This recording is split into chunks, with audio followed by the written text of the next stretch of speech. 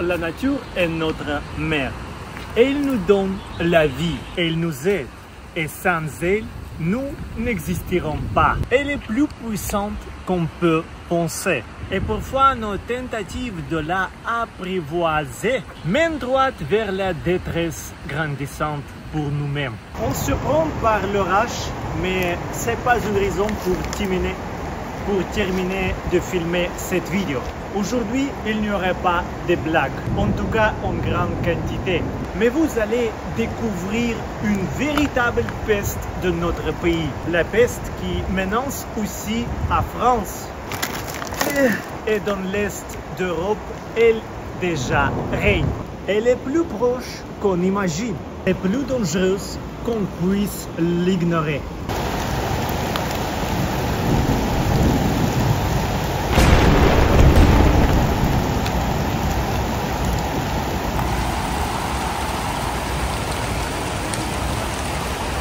Après la Deuxième Guerre mondiale, les Soviétiques avaient besoin de nourriture pour les bétails.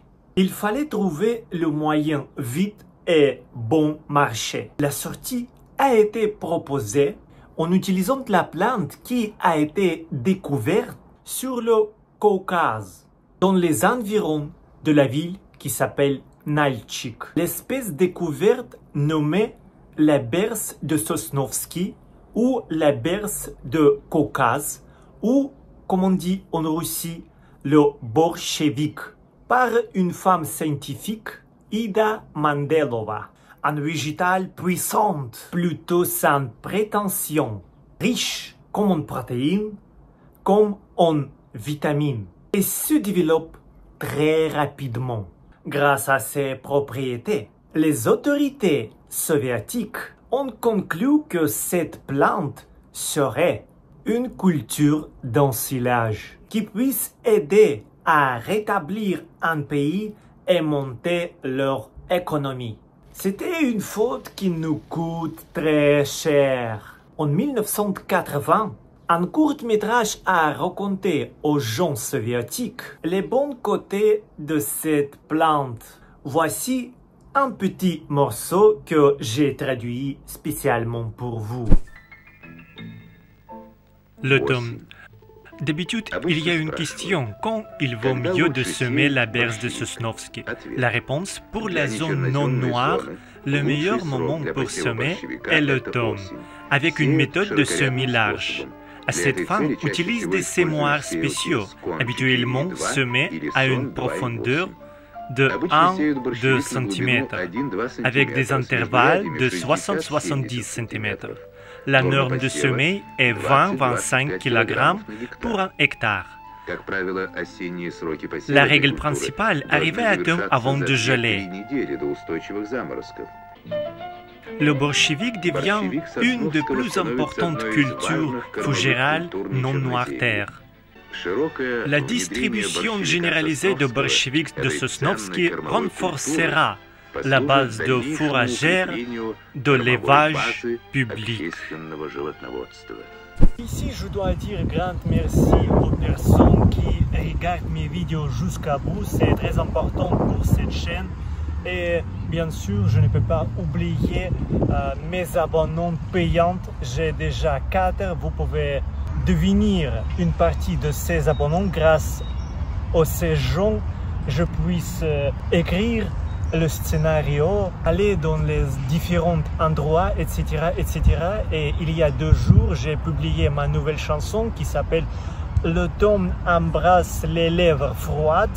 Le lien se trouve dans la description, donc vous pouvez aller et l'écouter et donner-moi votre avis. Merci. Elle a commencé à être activement cultivée et menée dans toutes les régions de la Russie. Mais grâce aux agriculteurs, les plantes étaient contrôlées et rarement ont poussé près de la route ou dans les forêts, donc les zones qui n'étaient pas prévues.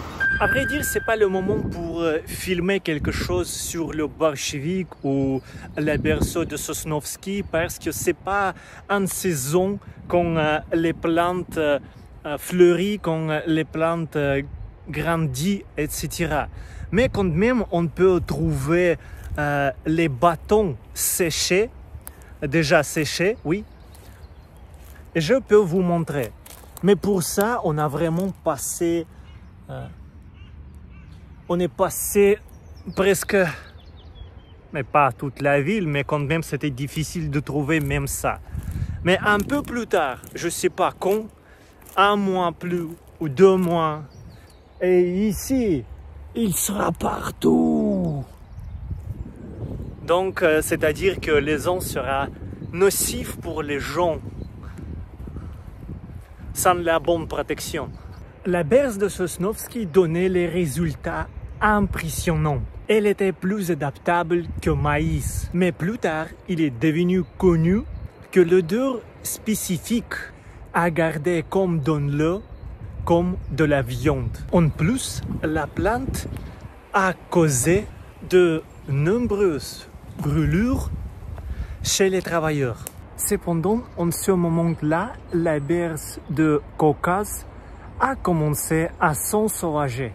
Il y avait des scientifiques qui ont averti que la plante était dangereuse.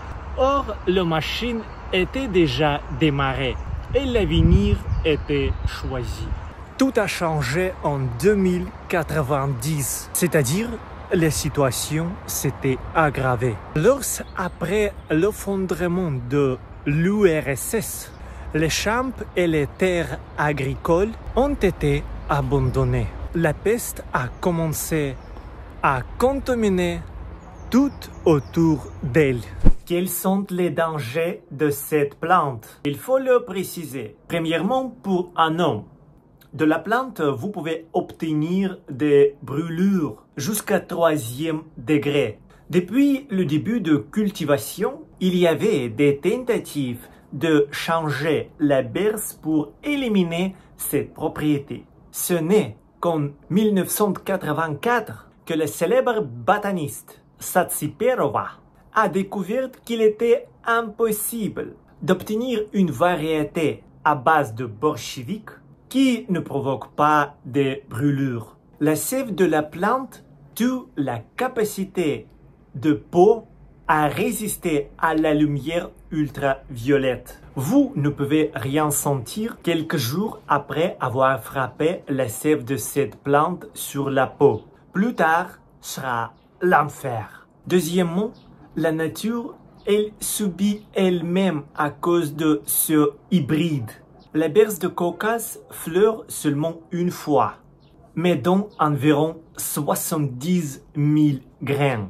Ces graines ont une sorte de haille pour plus facile à se propager. Les graines ont aussi une particularité de grandir, une particularité très remarquable. Une partie pousse en première an, et comme ça jusqu'à 4 fois. Et parfois, l'intervalle entre le premier pouce et le deuxième, quelques ans. La plante supplante la végétation naturelle en créant des clôtures à partir de ses tiges. Seulement en 2015, le borchevik a été reconnu comme une mauvaise herbe. En 2021, il a été découvert dans la région d'extrême nord de la Russie, Yamal. C'est là, c'est très loin d'ici. New York Times Magazine a appelé cette plante avec un titre « Un extraterrestre toxique s'empare de la Russie ». Les moyens de lutte. Primo, traitement par chimie spéciale. Secondo, tondre la plante et la déraciner. Mais comme j'ai déjà dit, c'est pas très facile à cause de graines qui est très animée. L'ampleur est déjà grave. Pour devoir impression en 2024, le borchevik de Sosnovski a coupé plus de 296 000 hectares de le territoire en Russie. Si j'ai bien compris, c'est 260 fois plus que la taille de la Paris. Mais attention, je ne suis pas un mathématicien. Voilà. Comme j'ai déjà dit, c'est la peste pour l'Europe aussi. Voici quelques commentaires que j'ai trouvés sur un site qui s'appelle Reddit, dans le thème, dans le sujet à propos de ces plantes. La grande berce de Caucase est une vraie peste. Nous en avions beaucoup dans les régions occidentales de la République tchèque. Nous avions ces plantes là où j'ai grandi en Norvège. On jouait avec quand elles séchaient et devenaient dures. Tout le monde avait des éruptions cutanées et des ampoules aux mains à cause du poison. Ce commentaire me touche le cœur parce qu'on a joué comme ça aussi. J'avais travaillé comme un coupeur d'herbe en Pologne quand j'avais 18 ans. Et un jour, j'ai accidentellement décimé cette putain de plante avec la tondeuse à gazon. Après quelques jours, mon cou, mon épaule et ma poitrine ressemblaient à ceux que quelqu'un venait de leur verser de l'acide dessus. Heureusement, je n'ai aucune cicatrice. La guerre n'est pas déclarée, mais elle se passe devant nos yeux. L'humanité devra comprendre la gravité de la situation et bien sûr interrompre cette conquête. L'avenir de la planète dépend de la façon dont nous percevons la menace à l'intérieur d'elle-même et pas seulement à l'extérieur. Alors que beaucoup attendent une invasion extraterrestre, la plante peut vaincre tout le monde. Merci d'avoir regardé. J'espère que c'était intéressant et à bientôt.